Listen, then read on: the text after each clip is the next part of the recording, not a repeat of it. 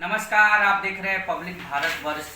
बिहार मुजफ्फरपुर जिला में हम हैं, कुरहंडी विधानसभा में बल्लौडी पंचायत में। इस बार सिटिंग में मुखिया और आने वाले चुनाव के मुखिया उम्मीदवार हुई अमृता देवी जी, जिनके प्रतिनिधित्व कर रहे हैं बैजू साहब। हमारे साथ बैठे हुए हैं, बातचीत करेंगे और जानने की कोशिश करेंगे इस चुनाव में। काफ़ी दिनों से बैजू साहब सिटिंग में पूर्व मुखिया रह चुके हैं, सिटिंग में भी अमृता देवी जी है। 20 सालों से इस पंचायत में मुखिया का प्रतिनिधित्व करते आए हैं। जानने की कोशिश करेंगे कि लॉकडाउन में किस तरीके से काम रहा, विशेष तौर पे मुखिया सिटिंग मुखिया को कितनी परेशानियों का सामना करना पड़ा था। मुद्दा क्या लेके आए हैं इस बार के चुनाव में, आवागमन रास्ते की बात हो, नल जल योजना की बात हो या पंचायत में और सारे रिलेटेड बातचीत हो, इनसे बहुत ही बेबाकी तरीके से सवाल करेंगे और जवाब लेंगे। सबसे पहले बैजू जी, बहुत बहुत शुभकामनाएं कि इतने सालों तक आपने इस पंचायत का सेवा किया। पहला क्वेश्चन हमारा ये है कि चुनाव लड़ रहे हैं, मुद्दा क्या है इस बार? मुद्दा क्या है? जो काम बच गया है पब्लिक का, यहाँ पर लगभग जल नल का कुछ काम बचा हुआ है। जल नल का काम बचा हुआ है, उसमें सारा काम हो चुका है, सिर्फ टावर कार्य बाकी है। सरकार से जो है कि राशि की मांग की गई है, विगत 9 महीनों से मांग की जा रही है। हमारे प्रखंड विकास पदाधिकारी भी इसकी सूचना अपने वरीय पदाधिकारी को, सरकार को बार बार लिख के दे रहे हैं कि यहाँ पर काम पूरा कराने के लिए राशि की आवश्यकता है। कोरोना की वजह से सरकार की तरफ से अभी राशि उपलब्ध नहीं कराई गई है। कहा जा रहा है कि जब राशि उपलब्ध कराई जाएगी, राशि उपलब्ध कराने के बाद शेष काम जो बचा हुआ है वो कर दिया जाएगा।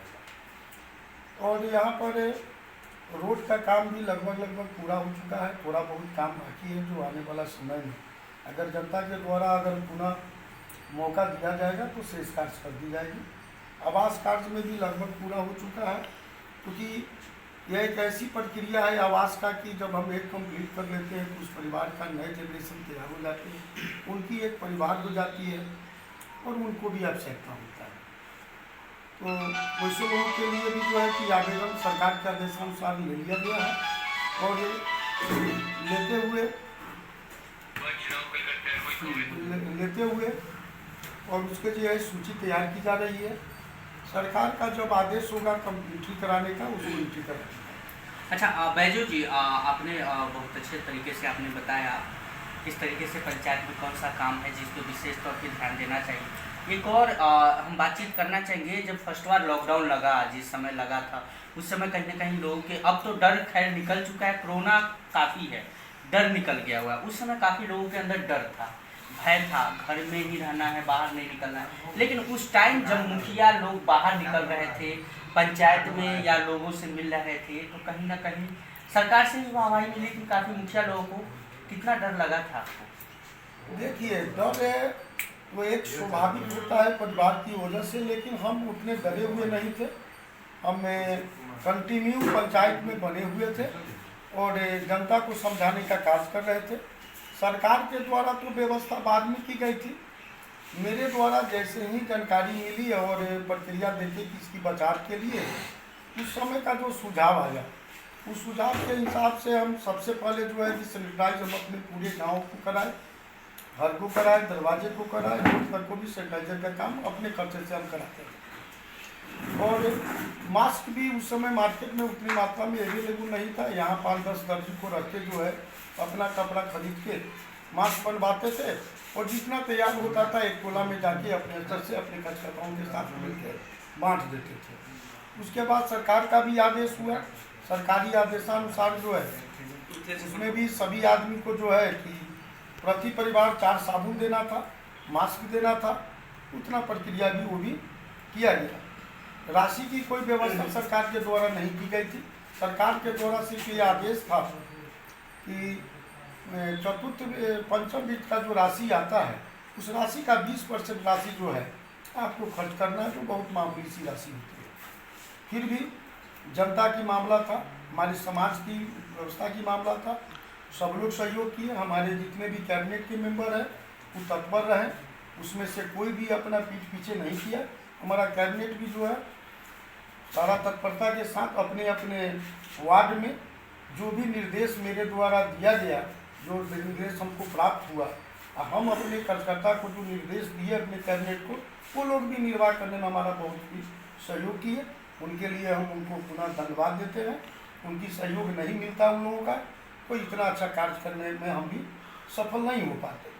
उसके बाद सरकार का आदेश हुआ कि क्वारंटाइन सेंटर खोलना है। उनके आदेशानुसार 5 सेंटर यहाँ चला। सभी सेंटर पर सभी सामान जो है भरपूर मात्रा में उपलब्ध कराने का हम प्रयास किए और उसमें हद तक हम सफल भी रहे। ब्लॉक से भी जो मिला वो ला के दिए।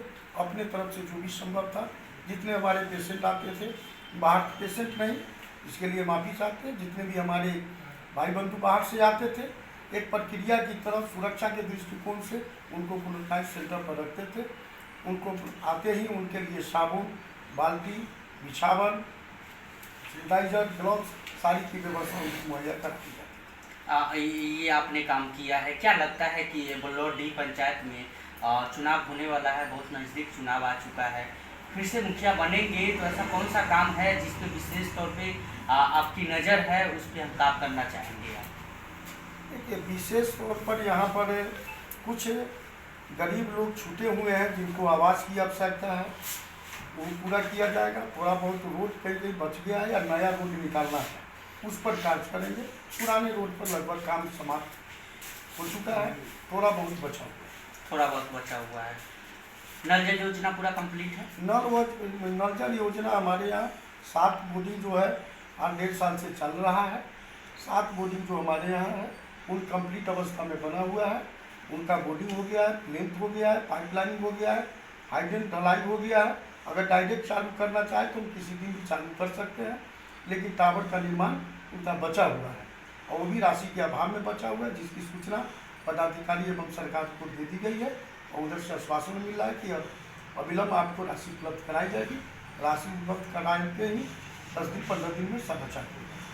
बैजू जी, जिस तरीके से आपने 20 सालों से बल्लौर डी के आपने सेवा किया है, जो आने वाला वक्त है 5 साल के लिए, कहीं ना कहीं जिस तरीके से आपका कार्यकाल रहा है, वो आने वाला वक्त में भी 5 सालों में वही कार्यकाल रहेगा ईमानदारी पूर्वक?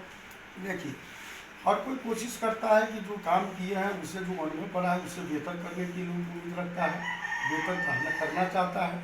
आगे सरकार के द्वारा किस तरह की राशि उपलब्ध कराई जाती है, उस राशि का दिशा निर्देश करने का क्या होता है, वो आने वाला समय में ही पता चलेगा, क्योंकि बिफोर हम कुछ बता नहीं पाएंगे। क्योंकि पैसा जब सरकार देती है, समय के हिसाब से उनका गाइडलाइन होता है इस राशि से कौन सी कार्य कराई जाए। अब उनके द्वारा जो पैसा दिया जाएगा, क्योंकि अब फंड भी चेंज हुआ है, पहले पंचम था जो 16वीं हो गया है, 14वीं था वो 15वीं में हो गया है, उसका गाइडलाइन कुछ और है। उसके गाइडलाइन का रूप देखा जाएगा कि उस गाइडलाइन में कौन काम कराना जनहित में अति आवश्यक है, उस हिसाब से निर्णय किया जाएगा। पहले लोग चुनाव लड़ते थे और अब चुनाव लड़ते हैं, कितना टफ हो चुका है चुनाव लड़ना पंचायत में? देखिए, बहुत बातें कहा नहीं जा सकता है। टफ क्या हो गया है, जो कार्य करता है उसको अपने कार्य पर विश्वास होता है और जनता उसका जो है कि रिजल्ट देती है। जनता रिजल्ट देती है। एक सवाल, माननीय मुख्यमंत्री जी से हमारे चैनल के माध्यम से कुछ कहना चाहेंगे? माननीय मुख्यमंत्री से चैनल के माध्यम से कहना चाहेंगे कि सभी पंचायत का जो भी राशि बहुत दिनों हो गया जिससे राशि उपलब्ध नहीं कराई जा रही, जिससे पंचायत का विकास कार्य ठप पड़ा हुआ है, जितना शीघ्रता से शीघ्र जो है कि राशि उपलब्ध करा दे। और इसमें विशेष क्या कहा जाए। बल्लौर डी के जितने सारे जनता है वासी आने वाले चुनाव के लेके बैजू शाह जी का कोई संदेश लोगों को? संदेश तो हम अपने जनता से ही आग्रह करेंगे कि जनहित में उन लोगों के समक्ष अच्छा मेरा व्यवहार होगा, अच्छा पब्लिक का वर्क होगा, तो मुझे पुनः आगे की मौका देंगे। अगर हमारे कार्य से संतुष्ट नहीं होंगे तो हम क्षमा चाहेंगे।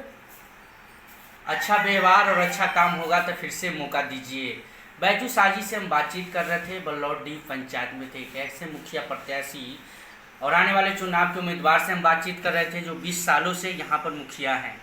अब देखते आने वाले वक्त में जिस तरीके से इन्होंने बोला है कि कुछ लोगों को घर आवास की ज़रूरत है, या नल जल योजना, नल जल हो या रोड आवागमन रास्ते की बात होती हो, थोड़ा बचा हुआ है जिस पे हमें सर्वप्रथम प्राथमिकता बनती है उस पर हम काम करने का।